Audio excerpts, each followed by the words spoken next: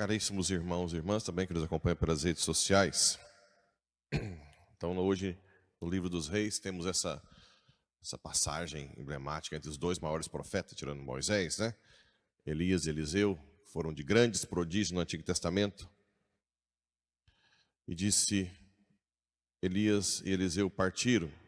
Elias disse a Eliseu, permanece aqui, porque o Senhor me mandou até o Jordão. E eles, pela vida do Senhor e pela tua, eu não te deixarei. Então existe uma coisa, primeiro, para o profetismo, a fidelidade. Ninguém é profeta se não é fiel no dia a dia. Fidelidade na oração, fidelidade no trabalho, na família.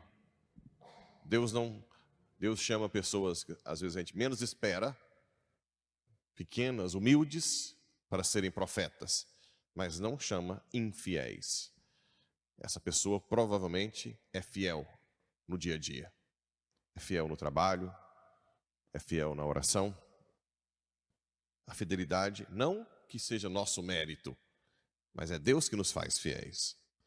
Então aqui ele rasga a sua fidelidade. E depois continua, tomou o seu manto, enrolou, bateu nele nas águas, as águas abriram, né? Sempre Deus está com um profeta que foi contra tudo e contra todos na época, né? Elias praticamente ficou sozinho, porque os reis foram para os ídolos de Baal. Elias disse a Eliseu, pede o que queres, antes de eu ser arrebatado. E o que Elias pede? Que me seja dado uma dupla porção do teu espírito, o espírito de Elias, o espírito profético. Claro que isso vem do Espírito Santo, que é o mesmo espírito de Elias que estava em quem? No Novo Testamento. João Batista, né? João Batista tinha o espírito de Elias. Ele deveria voltar, né? Estava nas Escrituras. Mas é o espírito de Elias, não é que Elias em si.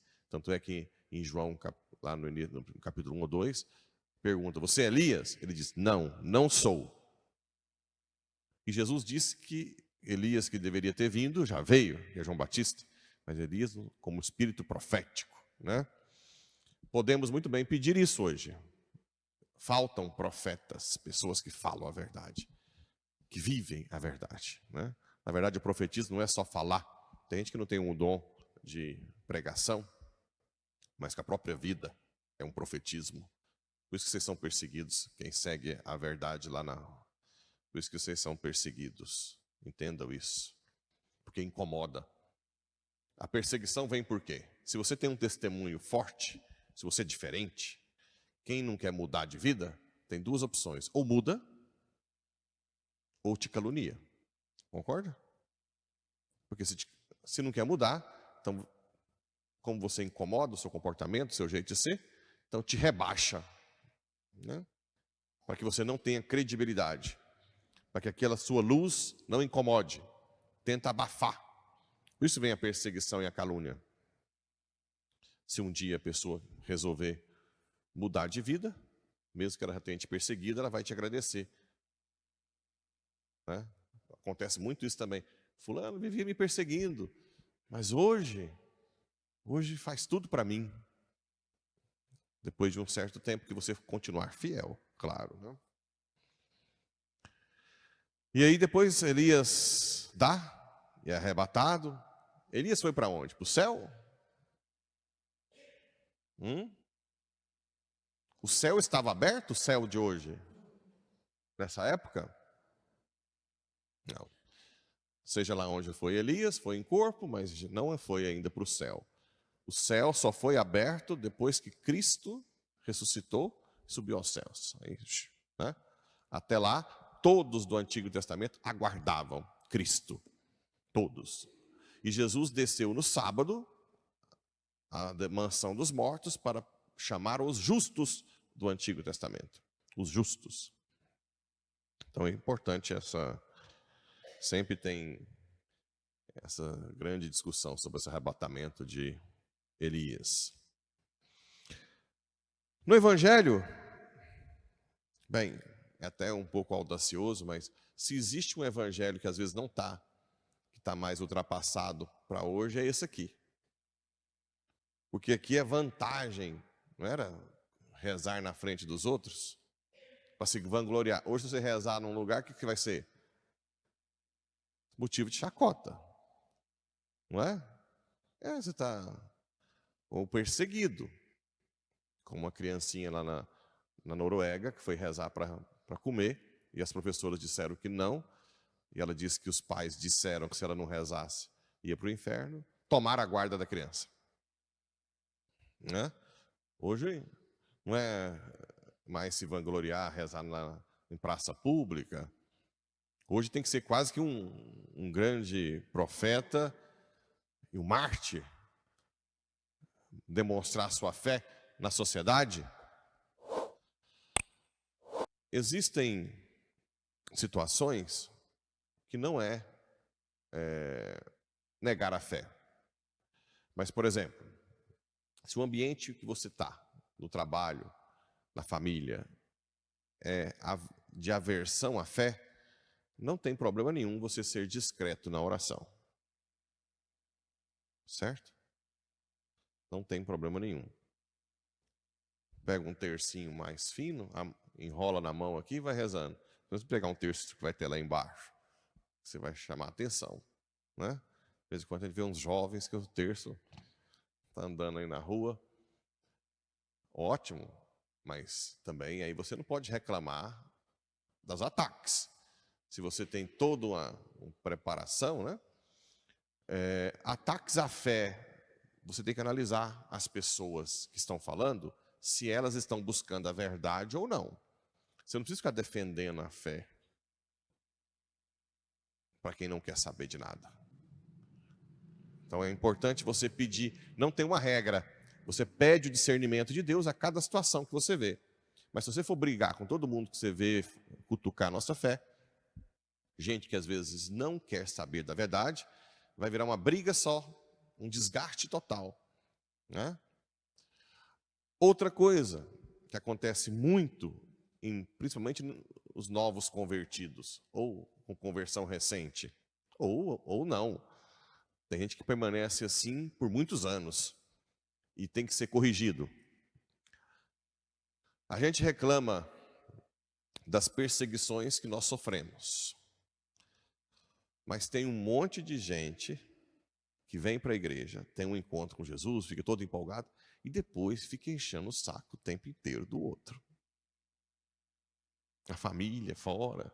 Não faz isso, isso é pecado. Não pode ir nesse lugar. Nossa, mas você foi nesse lugar? De novo? Ah, mas está fazendo isso de novo. Isso é intragável. Nós temos que nos corrigir. Vem para a igreja, olha lá fulano. Fulano está aqui. Mas eu vi ele lá. Mas você não está chifrando aquela mulher? Por que está fazendo isso? Por que está fazendo nada? Por que está participando dessa pastoral?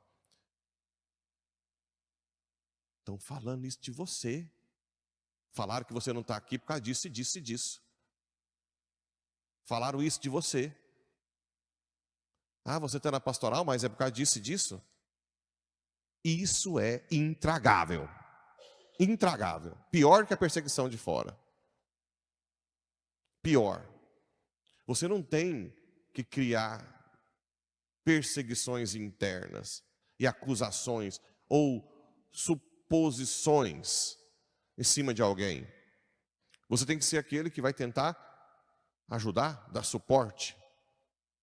E vamos tentar ver se você não consegue na missa focar em Jesus, vamos comprar aqueles tapa de cavalo de carroça.